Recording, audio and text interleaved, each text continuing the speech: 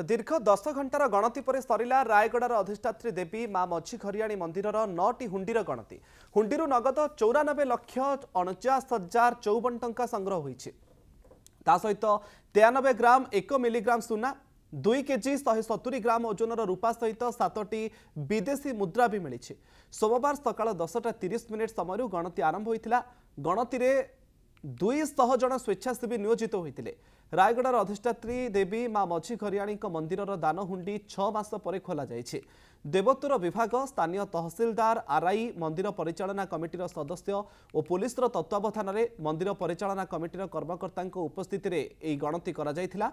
हुंडीरू दान अर्थ गणति कार्य विभिन्न संगठनर महिला और पुरुष स्वेच्छासेवी सदस्य, किछि छात्र छात्री को भी नियोजित करा जायछि। ए अर्थ को यूनियन बैंक मुख्य शाखा जमा करा जायछि। ए अर्थरू मिलुथुबा सुधरे मंदिरर पारिपार्श्विक उन्नति सहित मंदिर को आसुथुबा भक्तों सुविधा पाई खर्च करा जिवो बोली कहिसंती मंदिर परिचालना कमिटी ट्रस्टी। 10टा ठारू आरंभ होई वर्तमान हमर हुंडी जो कार्यक्रम आमे सरिछि सेथिरे आमे पैसा आकार रे पाइछु 94,49,054 पैसा एवं सुना आकार रे 93 ग्राम एवं सिल्वर आकार रे 2 केजी 170 ग्राम्स आमे पाइछु।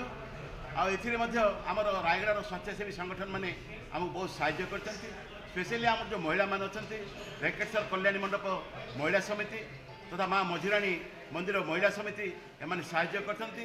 ता संगे संगे मध्य आम जो सांबादिक बंधु मान अच्छी एवं तहसील स्टाफ एवं जो आमर पुलिस भाई मान मध्य बहुत साहाय्य करछन्ती एवं आमर जो स्टाफ अच्छे ये समस्त साहाय्य आज जो हुंडीर कार्यक्रम गणति कार्यक्रम सुरखुर रही दिन 10टारू बर्तमान सुधा चली एवं विदेशी मुद्रा आम कि पाइछु।